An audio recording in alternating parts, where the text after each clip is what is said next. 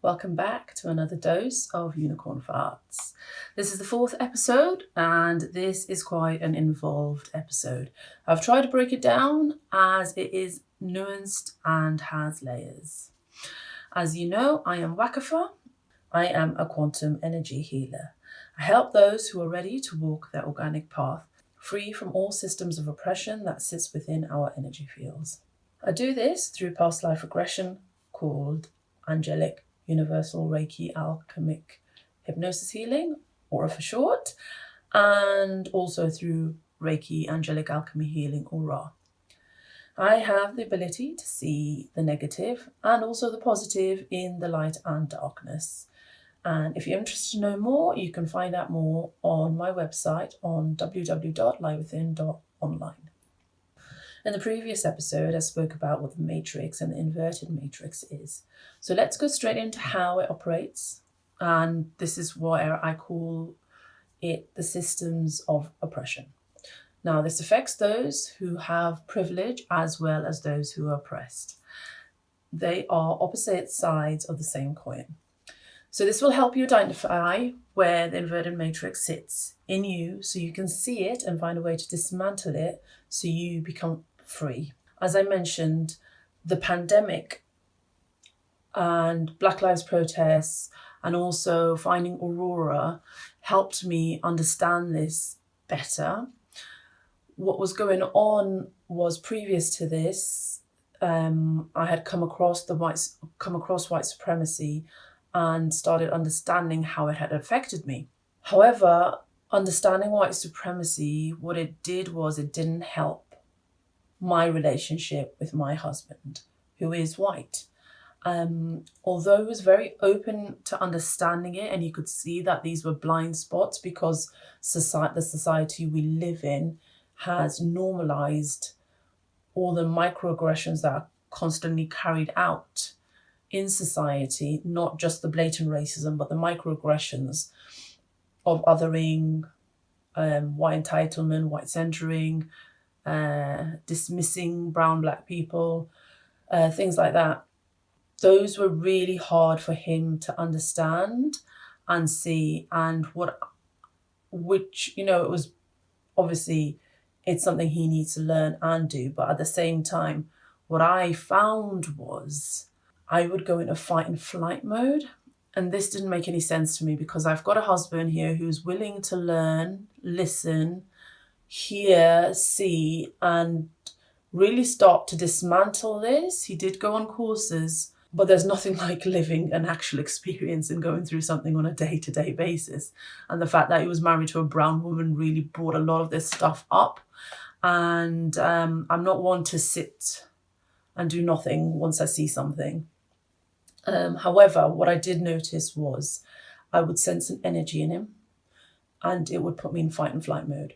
Now, I noticed this energy in others as well, but obviously I didn't understand it. I couldn't put my finger on it. So for me, what it would do was, although they'd be talking and it would be a normal conversation and it would be very, very logical, but my heart, my hands, everything, my heart would be beating fast. My hands would go clammy. I would be in fear mode. And when I started noticing this, I started noticing an energy. He stepped into some sort of energy, or something stepped into him, which is a more accurate way of putting it. So this is why it became even more essential for me to understand this, because on this one hand, I've got this incredible man who is willing to start dismantling his white supremacist behaviors that he benefits from. But at the same time, I was in fear of my life, which made absolutely no sense. And that's the bit that I really started feeling into and trying to understand. And so when I came across Aurora and she started talking about constructs and the matrix and how it has become inverted, and she started talking about entities, and I really started to understand. And as I'm an energy healer, and I have been doing this previous to finding Aurora, I really started to feel into what this energy was and sense it. And it's something, especially as healers, spiritualists, we need to look at, because these are blind spots, and these are blind spots in the energies. And that means negative energies come through. Considering the matrix is inverted and it's made from a soulless entity, and it has other entities in it, and specifically with the white supremacy energy, with the white supremacy structure system, it can be felt, and it is a particular energy, and it's the energy of the greys, unfortunately. I mean, Aurora talks a lot about, she does have videos on the greys, so if you do go onto her website, I refer to her because she's one of the most clearest channels I've come across, and she's very, very aware of negative energies, and she is always keeping herself clear. So I've come across other channelers, but I immediately sense there's a falseness in them, or they're not connecting to pure source love light. So do check her out. She does talk about greys in her videos, and but my understanding was, with the white supremacy energy, it is the greys, and that's what I could sense that stepped into him. And the greys have a very strong telepathic energy, and they're obviously in the ethers, they're not actually in 3D, but you can you sense it.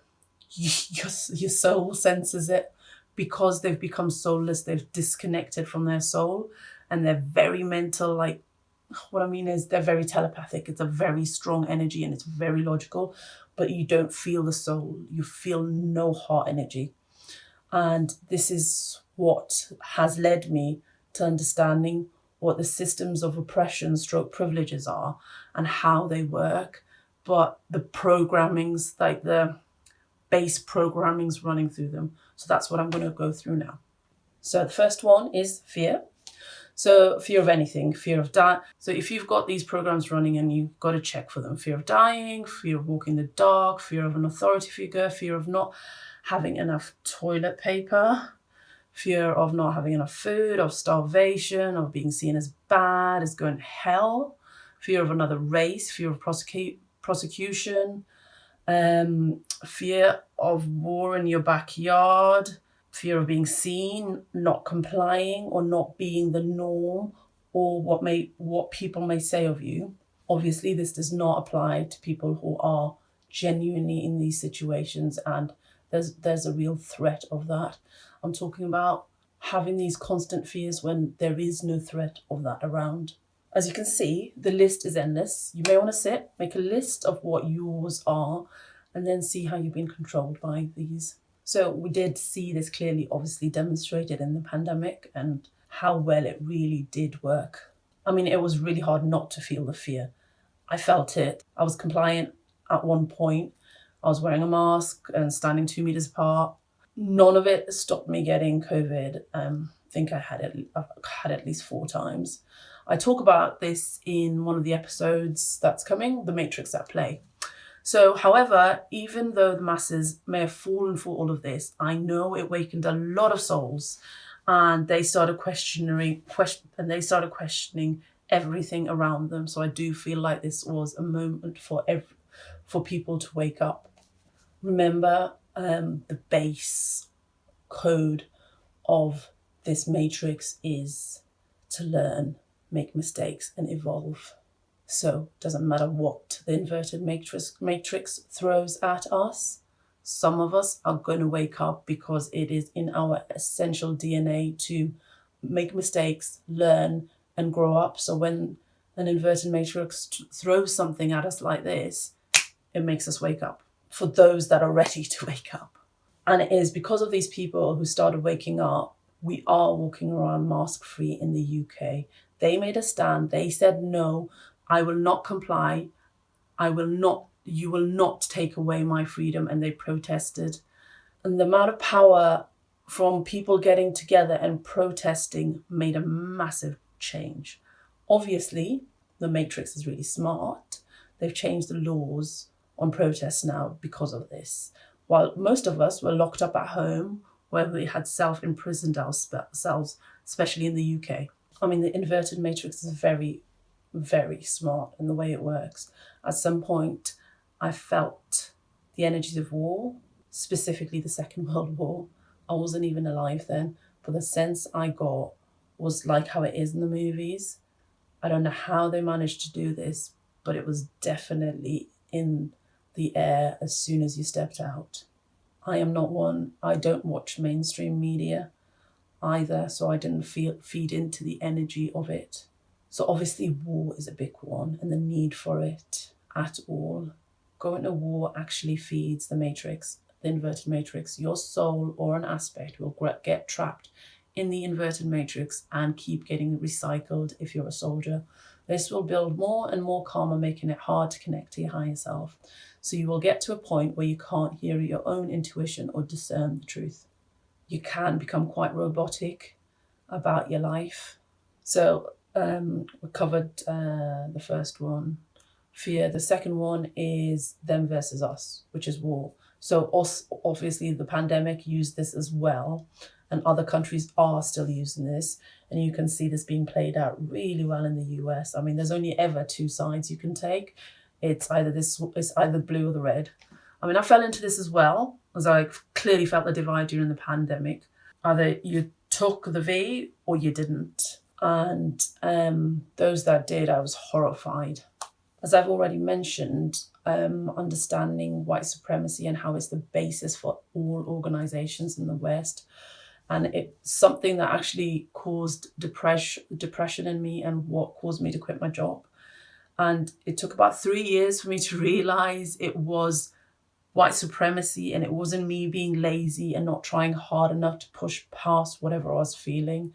That realization made it really hard, obviously, with me and my husband.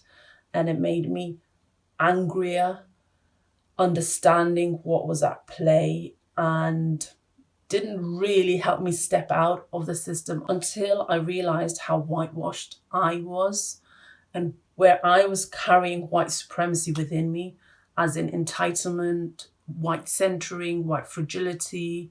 Those were the very big ones for me, those behaviors. Obviously, a white person doing them compared to me is completely different, because when a white person does it, it causes harm and it causes death. So the book that really helped me was Layla Syed's book, White Supremacy in Me. If you haven't read it, read it, because it lists through the behaviors so you can start identifying where it sits within you, so you can start dismantling these. Obviously, this is essential for white people listening to this, but also my brown people. We have a lot of whitewashing in us. 200 years of colonization, and then being first generation South Asian diaspora.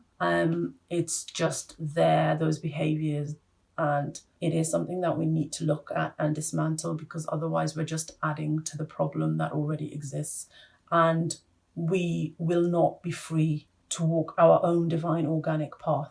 So the third one is right or wrong. There can only ever be right or wrong, and this is where the schools come into play. This is where we start becoming conditioned right and wrong way of thinking. There's no right, grey, white area. There is no and, basically. So in one of my aura sessions, my higher self explained how the inverted matrix had split the polarities. So I mentioned before how we were here to experience the spectrum of polarity.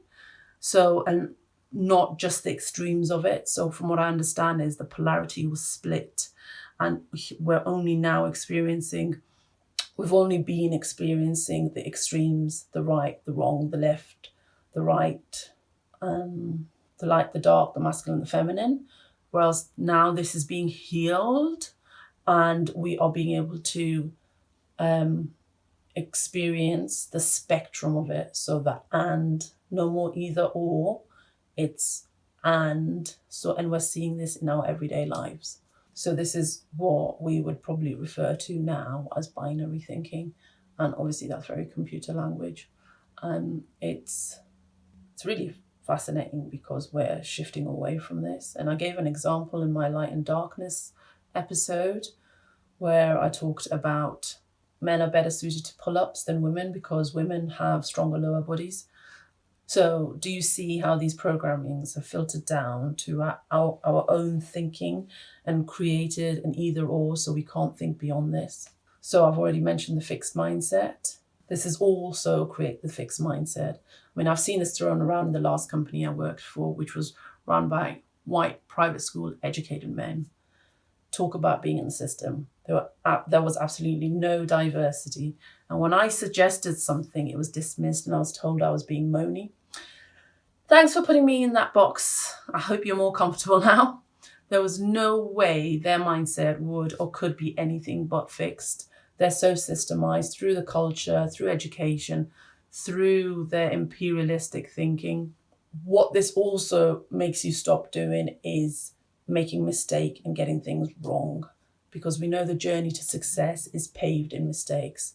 How else are you going to learn to be successful, or how are you going to know what works? So as I've mentioned, the system of oppression isn't about just those that are oppressed in the system. It's with those with privileges.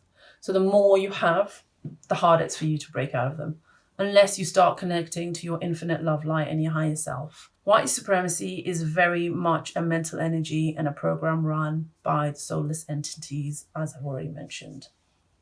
The privileged and the oppressed are two sides of the same coin. Unless you start addressing it and start to dismantle it from your own field, you will still be that puppet in the inverted matrix. Yes, white supremacy is horrendous.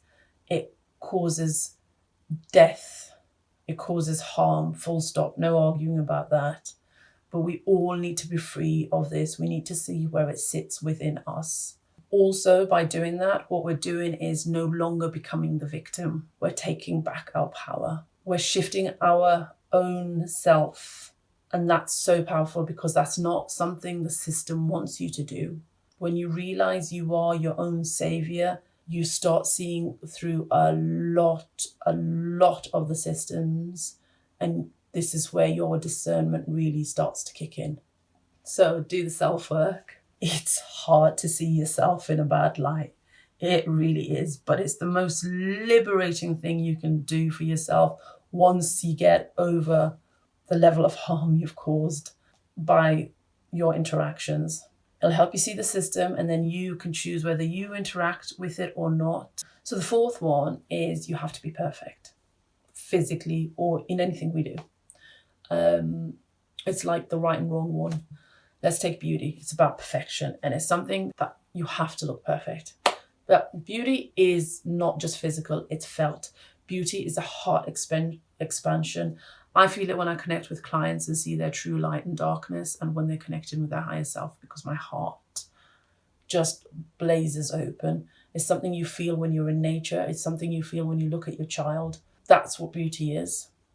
So this subject is layered deep, and everything of beauty is has been dictated to us by the white patriarchal system. The subject of beauty is layered and deep. We know this. I mean, everything of beauty that's fed to us by media is dictated to us by the white patriarchal system. This very system has then influenced the other patriarchal systems, say in India or anywhere else it's colonized. The fifth one is hierarchy.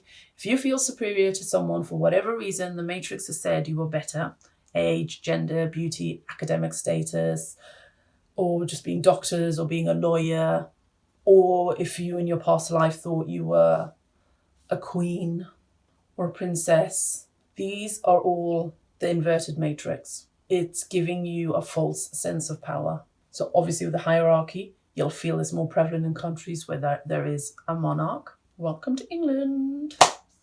Each country will have its own inverted matrix system. As we've already mentioned, I've mentioned the US and how it focuses on right and wrong. Not right and wrong, them and us. It's also right and not wrong. And the UK with its hierarchy. But this is what we know about the inverted matrix. It will distort and invert the truth. If you're someone who is about the truth, it will twist it so you only see within the program you're in. So what are the systems that this shows up in? I've already mentioned white supremacy and patriarchy. Things that stem from this, the princess syndrome, level of entitlement that brings. That one was a hard one for me to address as I turned 40 and looked at where I was in my life. Obviously, colorism, matriarchy, any system will become corrupted in the matrix. Hence, healthcare, the justice system, anything. The inverted matrix also runs a victim-victimizer program. Even if you see the matrix, it will trap you in the victim-victimizer program. Only when you turn it on its head, like I did, when it came to looking at how whitewashed I was, that's when you take the power back. That's when you don't become a victim. Up till then, I can tell you, I felt like the victim.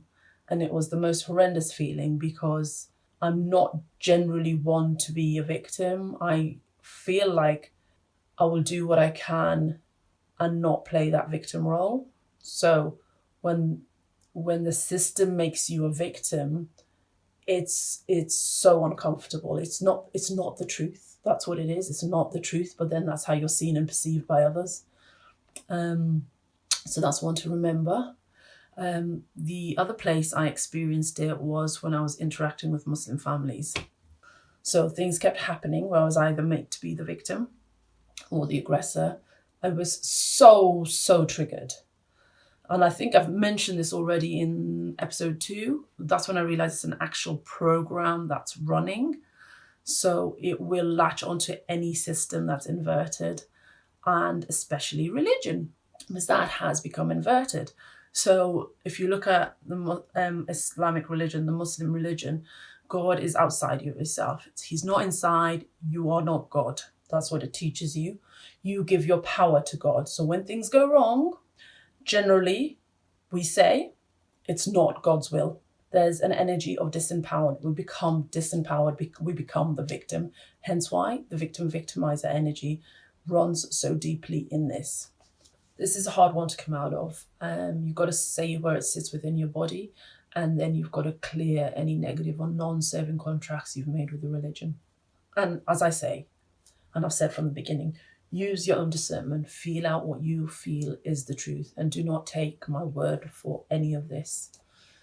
So hopefully you can see now how you've consented to the inverted matrix, because it can't impose itself on you, but it can trap you, and how it sits within us and is controlling our lives now. So the inverted matrix has distorted and has inverted everything. So some have not consented to this at all. In a session with a client, I was shown she got trapped in the inverted matrix when she got burnt as a witch when Catholicism spread through the UK. Specifically, our healers and those connected to the earth have been targeted because they are the ones connected to the organic way. She'd come to me for a session because she couldn't feel love for her spouse or her children. She felt love, but she felt she didn't get that deep connection. She felt a lot more when she'd had the session because I retrieved a soul aspect that had been trapped in the inverted matrix through fear. So we're going to come to the last one, I believe, which is money, number 8. So money's got so much control over us. We've been brought up in a capitalist society. Money is also the backbone of the inverted matrix. We believe money is abundance, prosperity. It's not. Money has been negative. Money has been tainted. It's had negative magic put on it from a long time ago. The negative magic is powerful. What it does is it robs you of your freedom and liberation, and it gives you a false sense of security. So if money is what you chase, you are firmly in the matrix. If money is your intention for doing anything, you will become trapped in the matrix. Now, obviously, there are people out there where things come to them. I'm not talking about through the law of manifesting because that's an inverted matrix spiritual system.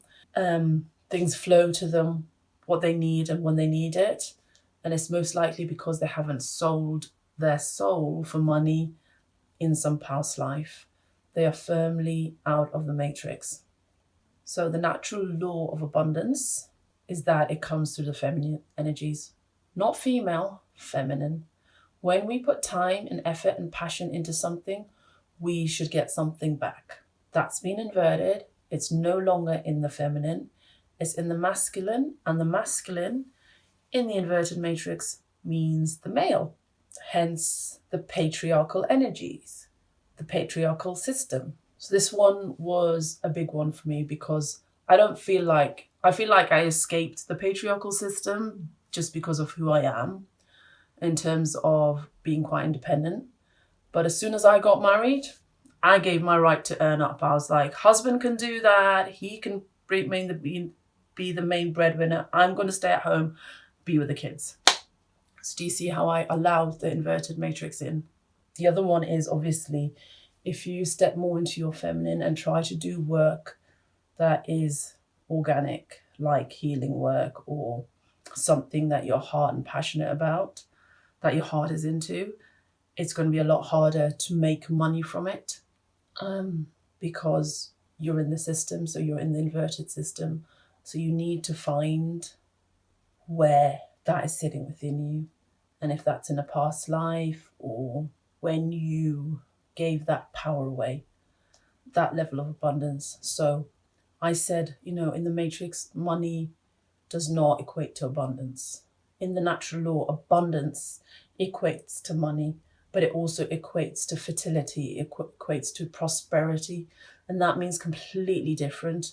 So that could mean community, that could mean connections, that could mean opportunities. So it's a very different feel, abundance, and that's what we need to get back to help us to get out of this inverted matrix, because most of us are in it. There's obviously a lot of layers to this. So I saw how imperialism had robbed India of its abundance. Well, I could see how it was still connected in energetically. That's what I was being shown, especially with the change of the monarchs going on. So for me, I realized how abundant India had been. So I asked for the energies of Islam to be removed from my field, because that had swept through South Asia in the 15th century through the Mughal Empire. And then I asked for the British imperial energies to be removed. In essence, I asked for the title Chowdhury, which is an inherited title that was given to landowners, to be removed from my energies. And as I saw it being removed, I saw a cage lift off me. And I understand that to be the structure of the matrix. And as that happened, I felt the earth beneath me, and I saw myself put my hands into the earth and connect into the abundance of the earth, into Gaia. And in that moment, I realized I am abundance, I am prosperity, I am fertility, I am Gaia, I am an extension of her. And the matrix is actually the illusion, it's the lie. It's the matrix has told me I must have money to have what I already am. So the matrix survives through me, it feeds off me. Let's try and summarize, because I covered a whole lot there. I've given you a few ways the inverted matrix operates: through fear, them versus us, right and wrong, hierarchy, victim, victimizer, programming, perfection, money, haven't mentioned self-doubt, but self-doubt is one. So it's harder to give up the system depending on how much you are benefiting from it. But who are you without these systems? Because we are so much more. The systems are really hard to let go of because we've spent lifetimes trying to fit in and be what we've been told to be. It's given us a sense of belonging, safety, and identity that is accepted. Stepping out of this is the unknown. It's a journey. It's not definitive. As you're exploring who you are without these limitations and constraints. Not many people are on this journey. It takes a lot of courage to go up against patternings that society has built in us. But in order for us to evolve, we need to come out of these systems. For those without those privileges, it's easier to see how the privileged are just puppets on a string. The system pulls you one way, you go that way, even if their instincts are saying something else. For those with less privilege, we see this But we are on just the other side of the coin because the system triggers us. I say us because I have certain privileges and not others. I'm someone who has academic status, who's worked on a corporate company, who speaks English without an accent, someone who has climbed ties to the English culture so I can fit in. Obviously, the other side is I'm a brown woman, where some see this as less, and that certainly was abundantly clear when I met my husband. So for us who feel the oppression the system puts on us, it's even more to find where these systems of oppression sits within us, so we can then be released from these triggers. This then gives us the opportunity to see the situation in its wholeness and react from a place of heart discernment, be able to hold our space and be grounded without that fight or flight feeling. So let me give you an example. This happened quite recently. So we went to Avebury, myself, my husband and my son. It's a very sacred and angelic space. There are huge monolithic stones there. Apparently it's older than Stonehenge, about 5,000 years old. So my child is climbing the stones after I've told him several times not to do it. A young white European lady who is walking by directly speaks to my son and tells him he shouldn't be doing that. I asked her casually if she worked there and how she knew that. She was visibly flustered for being challenged. So usually that would have triggered me because I would have felt the white supremacy in her because that's what she stepped into. But I didn't. I was very, very calm, and it was so nice not to be triggered. She was visibly flustered for being challenged. She went red in the face. She said that the stones were ancient and there were signs on the last gate saying no climbing. I looked at my child and asked if he'd heard what she'd said, and I told him I told you so. So several things had happened in that instance. One, at one level, I agreed with her. 2, the stones needed to be shown respect. 3, they were 5,000-year-old stones. I bet you those stones have gone through more than a child climbing them. 4, why did she think she had the right to tell my son off when I'm standing right next to him? In what world did she get to think she had this authority? In what system? For me, this is such a great win. I had no fight or flight, as I said, no angry challenge. I was totally neutral in my power, holding my space. It was an amazing experience for me. Obviously, with my husband, I had a conversation with him later because he couldn't understand why I needed to challenge it. He had seen what was happening. He understood what was happening. But his response was very much to let it go and not be, to let it go or not confront it. Whereas I confronted it. So I explained to him, as a brown woman, I need to reclaim back my power that she thinks she's taken. That was the most important thing to do, is to be in my power and to say, no, you are not somebody of authority to talk to me. You are no one. And I did that in the most neutral way possible without any harm to myself. And I think that was the most important thing for me to do in that moment in time. So it was an important learning for both of us, and it helped him understand me as a brown woman, and he understood how his response was within that system of oppression. So there's so much on this topic. There's so many examples I could give you. I hope I managed to give you the gist of how I see the systems of oppressions work in all aspects of our lives. And it's really important, and why it's really important, to start dismantling them so you can claim back your power, your freedom without threat or fear. Stepping out of the system will help you see it fully and react from a place of heart discernment. I hope you've enjoyed this episode. Let me know your thoughts or questions or queries. On the next episode, I am going to speak about the etheric body, the auric field, and how sabotage shows up. Thank you for listening. My infinite love.